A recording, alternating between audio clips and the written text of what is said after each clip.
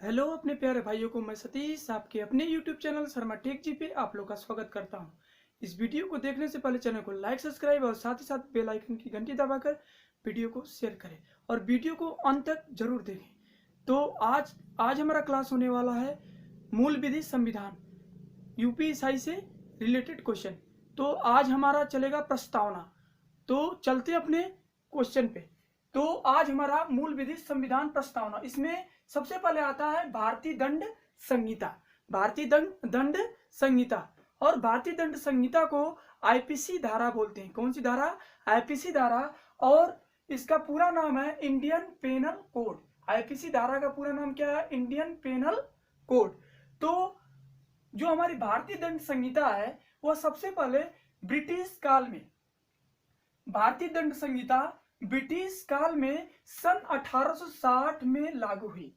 किस सन में? जो हमारी भारतीय दंड संहिता है, आईपीसी धारा है, वह ब्रिटिश काल में सन 1860 में लागू हुई। फिर इसके बाद जो हमारी भारतीय दंड संहिता पूर्ण रूप से कब लागू हुई? भारतीय दंड संहिता को 1 जनवरी 1862 से, भारतीय दंड संहिता को 1 जनवरी 1862 से लागू किया गया। किस जनवरी? भारतीय दंड संहिता को 1 जनवरी 1862 से लागू किया गया। फिर इसके बाद आता है भारतीय दंड संहिता का, जो हमारी भारतीय दंड संहिता है, समुद्र में इसका क्षेत्राधिकार 12 समुद्री मील है, 12 समुद्री मील तक फैला हुआ है। फिर भारतीय दंड संहिता का समुद्र में क्षेत्राधिकार 12 समुद्री मील तक क्या हुआ है? फैला हुआ है। फिर आगे नेक्स्ट है कि भारत के किसी भी नागरिक द्वारा, भारत के किसी भी नागरिक द्वारा किए गए कुछ अपराधों की परिभाषा व दंड का प्रावधान करती है। भारत में किसी भी नागरिक द्वारा किए गए कुछ अपराधों की परिभाषा व दंड का क्या करती है? प्रावधान करती है। फिर इसके बाद किंतु यह भारतीय दंड संहिता भारत की सेना पर लागू नहीं होती।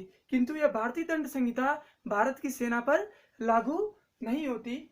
यह संहिता जम्मू कश्मीर राज्य को छोड़कर, यह भारतीय दंड संहिता जम्मू कश्मीर राज्य को छोड़कर संपूर्ण भारत में लागू होती थी। किंतु अनुच्छेद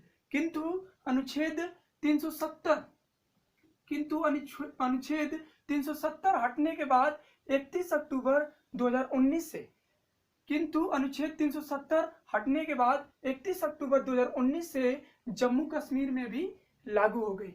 फिर इसके बाद जो हमारे अपराध, जो हमारे क्राइम होते हैं, अपराध के निम्नलिखित कितने तत्व हैं? 4 आवश्यक तत्व हैं जो हमारे क्राइम, किन किन कारणों से हमारा क्राइम होता है।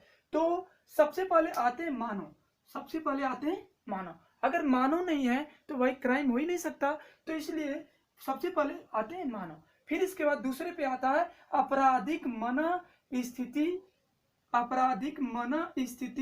या दुराशय। आपराधिक मन स्थिति या दुराशय, इसके कहने का मतलब कि दिमाग में गलत करने का इरादा। जैसे ए और बी को लेते हैं। ए सोचा कि मैं बी को क्या करूंगा? मारूंगा। तो इसने क्या किया कि इसकी जो ए का जो मानसिकता है उसके किसमें है? माइंड में है। किसमें है? माइंड में, दिमाग में। इसलिए इसको बोलते हैं दिमाग में गलत करने का इरादा। तो इसको कौन सी रिया बोलते हैं? मेंस रिया बोलते हैं। इसको कौन सा रिया बोलते हैं? मेंस रिया बोलते हैं। फिर इसके बाद तीसरा आता है अपराधिकृत का मतलब कि किसी का मर्डर कर देना और किसी के घर को, जमीन जायदाद को लूटना, मर्डर करना, ये सब किसके अंतर्गत आता है? अपराधिकृत, जिसको बोलते हैं एक्टस रिया। क्योंकि वह एक्टिव है क्या करने के लिए? मर्डर करने के लिए, लूटने के लिए। इसलिए इसको किस कृत्य में रखा गया है? अपराधिकृत। इसको किस में रखा गया है? एक्टस रिया के अंतर्गत रखा गया है।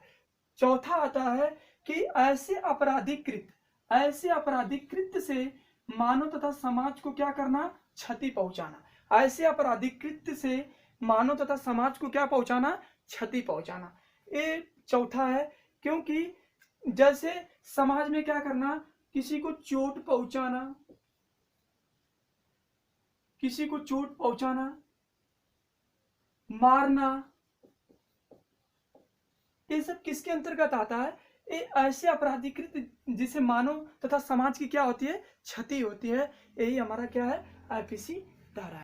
तो आईपीसी के अंतर्गत, भारतीय दंड संहिता के अंतर्गत केनी जो वैज्ञानिक है, केनी ने एक अपनी पुस्तक लिखी, जिस पुस्तक का नाम outlines of criminal law, outlines of criminal law. किसने लिखी? केनी ने लिखी। आउटलाइंस ऑफ क्रिमिनल लॉ में अपराध को परिभाषित करते हुए लिखा। क्या लिखा? किसको? आउटलाइंस ऑफ क्रिमिनल लॉ पुस्तक को में अपराध को परिभाषित करते हुए लिखा है कि अपराध एक ऐसा दोष है, क्राइम एक ऐसा दोष है जिसकी अनुशास्ती दंड है, और जो किसी समान व्यक्ति द्वारा क्षय नहीं है, यदि वह क्षम्य है तो केवल सम्राट द्वारा। कहने का मतलब कि केनी ने अपनी पुस्तक आउटलाइंस ऑफ क्रिमिनल लॉ लिखी, जिसने कहा कि आउटलाइंस ऑफ क्रिमिनल लॉ पुस्तक में कहा कि अपराध को परिभाषित करते हुए लिखा। क्या लिखा? कि अपराध ऐसा दोष है जिसकी अनुशास्ती दंड है, और जो किसी समान व्यक्ति द्वारा क्षय नहीं है, यदि वह क्षम्य है तो केवल सम्राट द्वारा क्षम्य है। मतलब कि क्षमा दान है, क्षम्य का मतलब कि क्षमा दान। फिर इसके बाद एक नेट वैज्ञानिक आते हैं जिसका नाम है जेम्स स्टीफन के अनुसार अपराध को परिभाषित कैसे किया गया है, चलते हैं। अब जेम्स स्टीफन क्या कहते हैं अपराध के बारे में।